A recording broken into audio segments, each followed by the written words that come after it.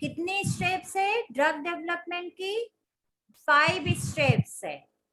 Discovery and development, clinical research या clinical development, FDA review and post marketing monitoring. अब ये क्या होती है, हर स्टेप में क्या करते हैं हम, तो नेक्स्ट स्लाइड पे हम देखते हैं। क्लियर दिख रहा है सबको? सबसे फर्स्ट जो होता है वो early drug discovery. Early drug discovery मतलब ड्रग डिस्कवरी में हम ड्रग जो होती है उसका टारगेट आइडेंटिफाई करते हैं। मैं मॉडर्न ड्रग डिस्कवरी की बात कर रही हूँ। पुराने टाइम में तो क्या होता था कि जो भी नेचुरल प्रोडक्ट होते थे, प्लांट है, एनिमल्स, नेचुरल प्रोडक्ट जो होते थे ना, जैसे अपना नीम है तो नीम की पत्तियां है, नीम की जो सीड्स है, नीम का जो ऑयल है, या और जैसे अपन बोलते हैं बबूल है, बहुत सारी ऐसी चीजें हैं फ्री में, इन सब चीजों से मेडिसिन यूज में ली जाती थी। तो इसको बोलते हैं नेचर से जो आपको प्रोडक्ट मिले हैं उससे ही हमने क्या कर लिया, ड्रग को यूज करना स्टार्ट किया। तो पहले ऐसा होता था, लेकिन आजकल ड्रग की डिस्कवरी ऐसे नहीं, ऑलरेडी जो कंपाउंड मार्केट में है उसको हम प्रॉपर तरीके से फिर क्या करते हैं, टारगेट को पहले सबसे पहले खोजते हैं। टारगेट मैंने बताया था ना, टारगेट याद है आपको? एक तो हो गया ड्रग और दूसरा होता है टारगेट। टारगेट मतलब समथिंग जिस पर जाके ड्रग क्या करेगी, बाइंड करेगी। तो सबसे पहले ड्रग किस पर बाइंड करेगी ये पता लगाना, फिर उसमें दूसरा जो है वो लीड ऑप्टिमाइजेशन। ये बाकी की छोड़ दो अभी, ये बहुत जो स्टेप्स है इसको आप अभी मत समझो। फर्स्ट वाली जो है टारगेट आइडेंटिफिकेशन, और टारगेट को आइडेंटिफाई करके उसको वेरीफाई कर दिया, वैलिडेट कर दिया कि ओके यहाँ पर जाके ड्रग करेगी। सेकेंड जो है वो lead optimization. Lead optimization, lead का बताया था ना, लीड मतलब ड्रग का पहले वाला, कि हाँ ये आगे जाके ड्रग बन सकता है। तो ये हो गया लीड ऑप्टिमाइजेशन। ठीक है, लीड कंपाउंड की सर्च करना कि कौन सा ड्रग के फॉर्म में हम यूज कर सकते हैं। मतलब पहले हम क्या करेंगे, टेस्ट ट्यूब में सारी उसकी रिसर्च वगैरह करेंगे, या हम कंप्यूटर पे उसको क्या करेंगे, डिजाइन करेंगे, ये सारी प्रोसेस करना। ठीक है, फिर सेकेंड, एक बार आपकी जो अर्ली ड्रग डिस्कवरी हो गई कि ओके ये हमारा लीड कंपाउंड है और ये ड्रग के फॉर्म में आगे हम इसको प्रपोज कर रहे हैं, तो सेकेंड जो स्टेप आती है वो pre clinical study. Pre clinical study में हम क्या करते हैं, इन वाइवो इन विट्रो, मैंने बताया था इन वाइवो इन विट्रो और इन सिलिको, समझाया था ना, इन vivo in vitro in silico. याद है किसी को इन वाइवो का मतलब? देखो इन वाइवो आपकी कॉपी में लिखा होगा तो आप बता पाएंगे, कॉपी में से देख के बता सकते हो। इन वाइवो में क्या बताया था? इन वाइवो में एनिमल के अंदर जो एक्सपेरिमेंट, और इन विट्रो में क्या बताया था? मतलब टेस्ट ट्यूब के अंदर कोई टिश्यू निकाल के उस पे अब क्या एक्सपेरिमेंट करेंगे, करेंगे। पहले तो हमने क्या कि कौन सी चीज ड्रग के फॉर्म में आ सकती है वो ले लिया, फिर अब हम क्या करेंगे, उस ड्रग को टेस्ट करना है अपने को, तो बाहर टेस्ट ट्यूब वगैरह में लेके उसकी टेस्टिंग करना। ठीक है, तो इन वाइवो इन विट्रो स्टडी हम करेंगे। अभी हम ह्यूमन हेल्दी बॉडी में नहीं डाल रहे उसको। ठीक है, फिर जो भी ड्रग है, अब ये मेन स्टेप है लास्ट में, ये वाला IND application, investigational new drug application. ये कहां पर जाती है, FDA को आपको एक एप्लीकेशन फॉर्म डालना पड़ता है कि हमने ये केमिकल सब्सटेंस जो है वो एज अ ड्रग हम अप्रूव करवा रहे हैं। ठीक है, कहां पर जाएगा, FDA का फुल फॉर्म क्या है, फूड एंड ड्रग एडमिनिस्ट्रेशन। देखो उसको, FDA। F for food, D for drug और A for administration.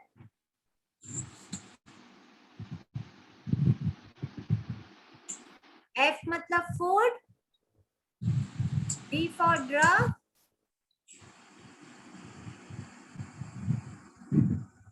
मैं यहाँ लिखती हूँ, एक मिनट.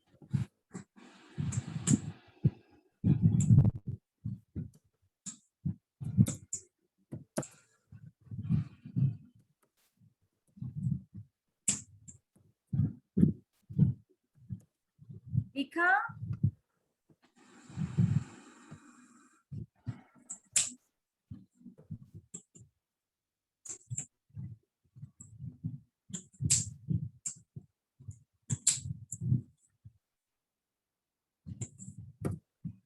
ये बड़ा सा, this is the full form of FDA. याद रखेंगे, ये बहुत इंपॉर्टेंट है. आप जब अगर ड्रग की केमिस्ट्री ऑफ ड्रग पढ़ रहे हैं तो ये नाम टंग पे आना चाहिए, FDA, food and drug administration. ठीक है, समझ में आया? और दूसरा हमने क्या पढ़ा, मैं यहाँ लिखती जा रही हूँ. एक और नाम क्या बताया मैंने यहाँ पर, ये IND, investigational new drug. Again यहाँ लिखती हूँ, IND, investigational new drug और A फॉर एप्लीकेशन आ जाएगा. Is it okay? FDA, Food and Drug Administration. IND, investigational new drug. Investigational मतलब ऐसी न्यू ड्रग जिसपे हमको अब इन्वेस्टिगेशन करना है, जिसका हमको परीक्षण करना है. समझ में आया? ठीक है, ठीक है. हम कहाँ पर थे, यहाँ पर थे. तो अर्ली डिस्कवरी में हम क्या करेंगे, टारगेट को आइडेंटिफाई करेंगे, उसका वैलिडेशन करेंगे, और लेड को भी हम क्या करेंगे, डिस्कवर करेंगे और उसका ऑप्टिमाइजेशन करेंगे. प्री क्लिनिकल स्टडीज में हम क्या करेंगे, इन वाइवो इन विट्रो हम स्टडी करेंगे, और हमारी ड्रग जो भी रहेगी उसको हम क्या करेंगे, FDA में IND एप्लीकेशन फाइल करेंगे. मतलब हमारी ड्रग जो है, एक प्रॉमिसिंग हमको कैंडिडेट मिल गया है, लेड कैंडिडेट मिल गया है. अब इसके लिए हम IND एप्लीकेशन फाइल करेंगे, और ये एप्लीकेशन कहाँ फाइल करेंगे, FDA में. USA का जो FDA होता है, फूड एंड ड्रग एडमिनिस्ट्रेशन को हम एप्लीकेशन देंगे कि हमने ये ड्रग को क्या किया है, प्रपोज कर रहे हैं. Is it okay? फिर हमारा आता है क्लिनिकल डेवलपमेंट. अब फिर आपने वहां पर फाइल कर दी, FDA बोलेगा ओके आप इसको क्लिनिकल ट्रायल में करो. वो पूरी सारी आपकी जो भी रिसर्च पहले की हुई है ना, वो सारे डेटा आपको देना पड़ता है FDA को. फिर उस डेटा को देखता है FDA, और FDA फिर आपको अप्रूवल देता है कि ओके आप क्लिनिकल ट्रायल स्टार्ट करिए. क्लिनिकल ट्रायल जैसे अभी चल रहे हैं कोविड वैक्सीन के, तो क्लिनिकल ट्रायल कैसे होते हैं, उसके अलग अलग फेज होती है. फेज 1, फेज 2 और फेज 3 होती है. ठीक है, फेज 1 में हम 10, 20 से 100 के बीच में ट्रायल्स करेंगे. फिर सेकेंड जो रहेगा वो और ज्यादा वाले 100 से 200, 300, 500. और फेज 3 में हम किस पर करेंगे, थाउजेंड्स वॉलेंटियर पर हम करेंगे. अभी इसको और मैं डिटेल में बनाती हूँ, है ना. तो फेज 1, फेज 2, फेज 3, 3 फेज में होता है ये, इतना केवल याद रखिए. और इसमें हम पता करते हैं उसकी फार्मेकोकाइनेटिक्स. फार्मेकोकाइनेटिक्स की मतलब बॉडी में एडमिनिस्ट्रेशन करने के बाद उसकी एब्जॉर्प्शन. एडमेट बताया था ना मैंने, एडमेट ध्यान है, A for absorption, D for distribution, sir M for M for metabolism metabolism, और E for E for excretion. excretion. वर्षा ध्यान आ रहा है सब बेटा? इसलिए ये टर्म सबसे पहले हमने बताई थी। ठीक है, तो क्लिनिकल ट्रायल में हम क्या देखते हैं, उसकी फार्माकोकाइनेटिक एनालिसिस करते हैं। फार्माकोकाइनेटिक एनालिसिस मतलब क्या करना, उसके एडमेट प्रॉपर्टी को देखना। ठीक है, और अब ये सारी चीजें करने के बाद फिर से आप किसको एप्लीकेशन दोगे? अब किसको दोगे आप एप्लीकेशन? फिर से एफडीए को दोगे कि हमने क्लिनिकल डेवलपमेंट में ये सब स्टडी की है, हमको ये सारी चीजें मिली है, सेफ्टी के बारे में, उसकी टॉक्सिसिटी के बारे में, उसकी एफिकेसी के बारे में, कि हेल्दी वॉलेंटियर पर भी या अनहेल्दी वॉलेंटियर पर, अलग अलग एज ग्रुप पर इस ड्रग का क्या क्या इफेक्ट हुआ, कोई साइड इफेक्ट तो नहीं हुए। ये सारे डाटा हम फिर से एफडीए को देंगे। ठीक है, फिर एफडीए क्या करेगा, एफडीए को जो आप एप्लीकेशन जाएगी उसको बोलेंगे न्यू ड्रग एप्लीकेशन। किस फॉर्म में हम देंगे? एनडीए। देखो अब मैंने यहाँ पर लिखा है इसका फुल फॉर्म एनडीए। अब हम क्या लिखेंगे इसको, इसका फुल फॉर्म? एनडीए मतलब एनडीए, एनडीए मतलब new drug application.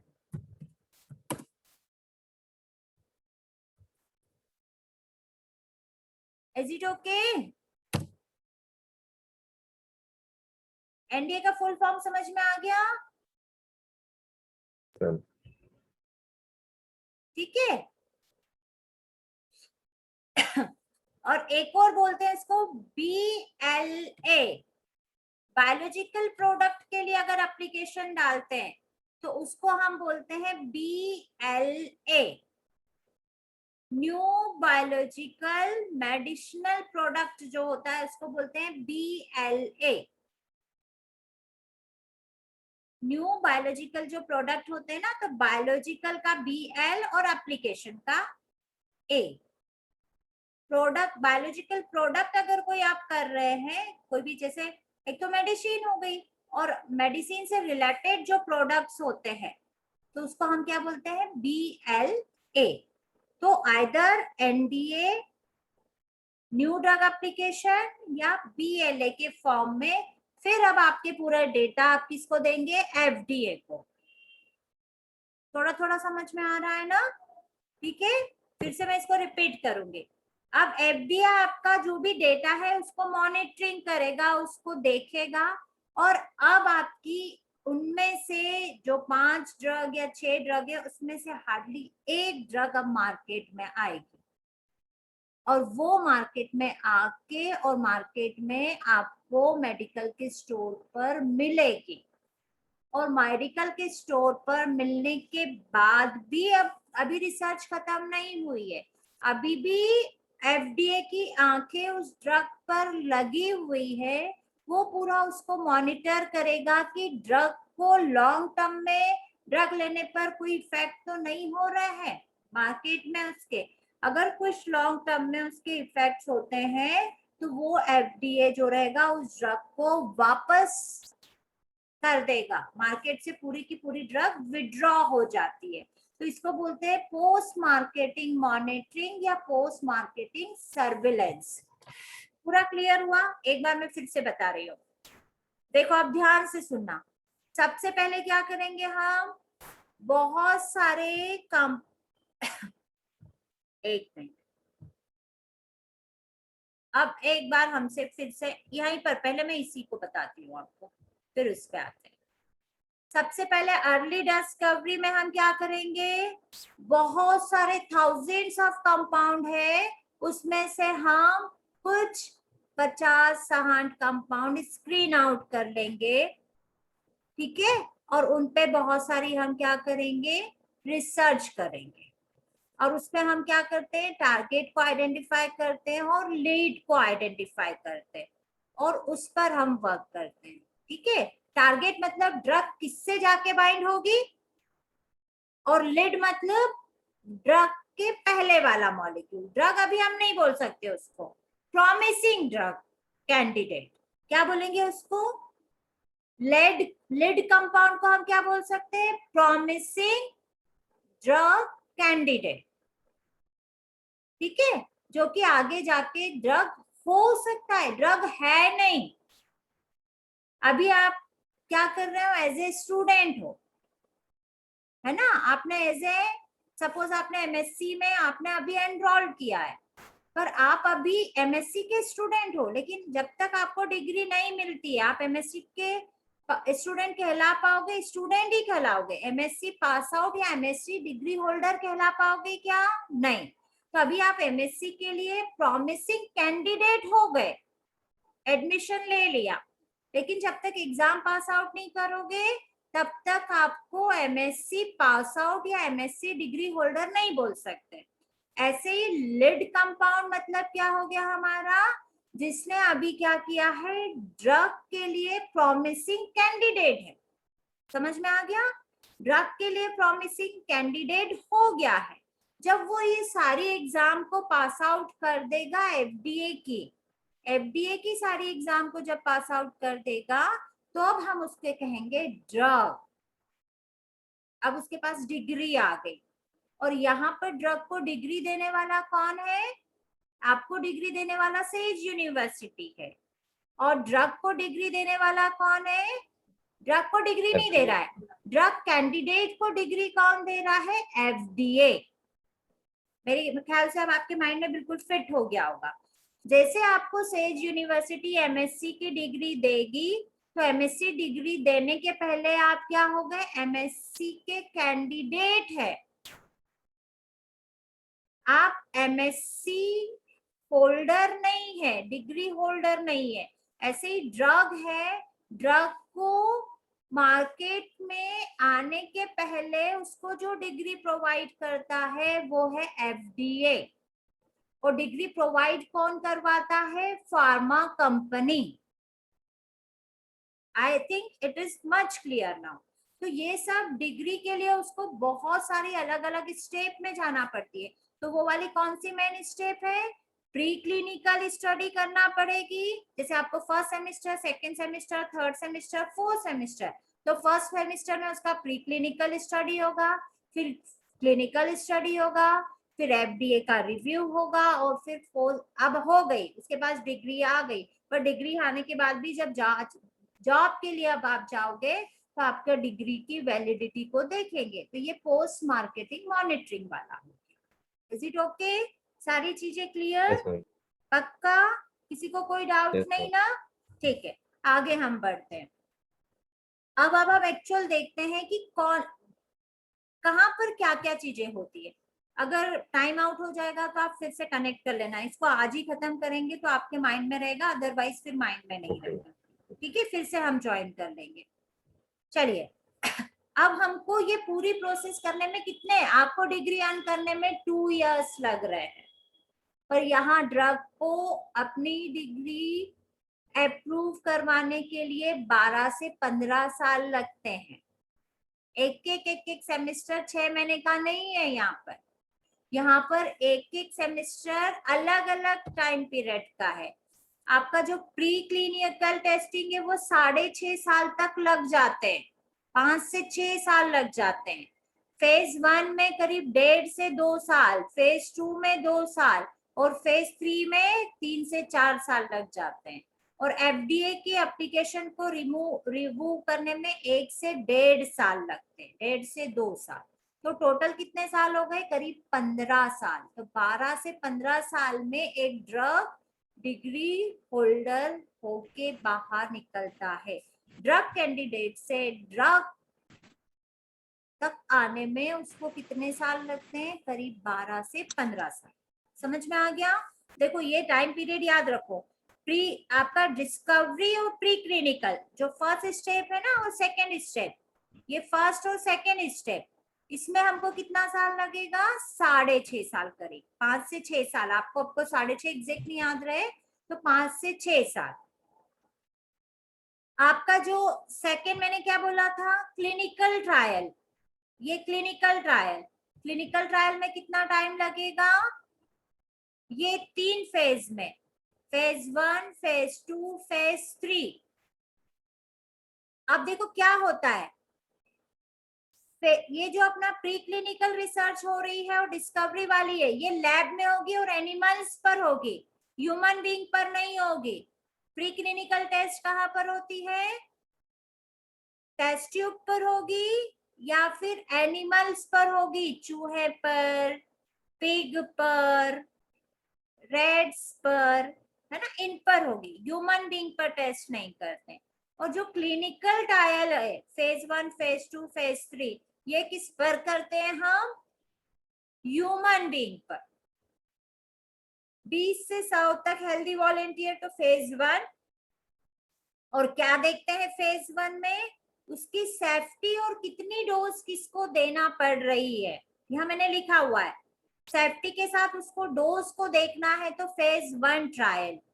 Phase 2 clinical trial में क्या करेंगे? उसके साइड इफेक्ट्स को देखेंगे। और अब वॉलेंटियर जो होंगे, हम अब हेल्दी वॉलेंटियर पर नहीं करेंगे। अब जो पेशेंट है, जिसको जो बीमारी है, अगर कैंसर की दवाई है तो कैंसर के पेशेंट पर ट्राई करेंगे, मलेरिया है तो मलेरिया पे ट्राई करेंगे। तो अब हम पेशेंट पर लेंगे, हेल्दी वॉलेंटियर पर नहीं लेंगे। और फिर एक बार जब पेशेंट पे कंफर्म हो जाता है, तब मास में ज्यादा जो है पेशेंट पर उसको ट्राई करेंगे, ताकि उसको पूरा एडवर्स इफेक्ट, लॉन्ग टर्म उसके इफेक्ट्स क्या हो रहे हैं, 3 से 4 साल तक ये चलेगा। समझ में आ गया सारी प्रोसेस ड्रग डेवलपमेंट की? ये वाली बहुत क्रिटिकल स्टेप है, phase 1, phase 2, phase 3। Drug propose कर दी, देखो आपने पहले प्री क्लिनिकल जो टेस्टिंग हुई थी, उसमें आपने आईएनडी एफडीए को फाइल कर दिया, यहाँ लिखा है file IND, investigational new drug application, FDA को आपने फाइल कर दी एप्लीकेशन। फिर ये वाले जो है फेज 1, फेज 2, फेज 3 ट्रायल्स की है। अब देखो फर्स्ट वाले में कितने थे? 5000 कंपाउंड्स थे, लेकिन जब क्लिनिकल स्टेप में आए तो केवल 5 कंपाउंड रह गए। 5000 में से कितने बचे? केवल 5 कंपाउंड एज अ फेज 1 में आए, इनको टेस्ट को अप्रूव कर पाए। 5 को आपने फाइल कहां पर किया? एनडीए के फॉर्म में। पहले आईएनडी, इन्वेस्टिगेशनल न्यू ड्रग, फिर आपने NDA, new drug application. Is it okay? अब यहाँ से सब आपकी अप्रूव हो जाती है, तो ये 5 ड्रग जो रहेगी वो फिर एफडीए के पास ये पूरे डेटा जाएंगे। अब उसको रिव्यू करेगा और 5 में से केवल 1 ड्रग जो रहेगी वो मार्केट में आएगी। और ये मार्केट में आने के बाद भी फेज 4 वाला तो कंटिन्यूअस चलता रहेगा। अगर फेज 4 में लॉन्ग टर्म में अगर कोई भी साइड इफेक्ट्स ड्रग्स के आए तो उसको रिमूव कर दिया जाएगा। सभी को ये पूरा आई थिंक क्लियर है? किसी को कोई डाउट है? पूरी प्रोसेस समझ में आ गई? वर्षा, मनोज, मनोज तो बिल्कुल रिएक्ट नहीं करते हो आप। कर तो रहा हूँ मैम। बेटा आप दिखते नहीं हो तो मुझे समझ में ही नहीं आता है। मैम वीडियो में कंफर्टेबल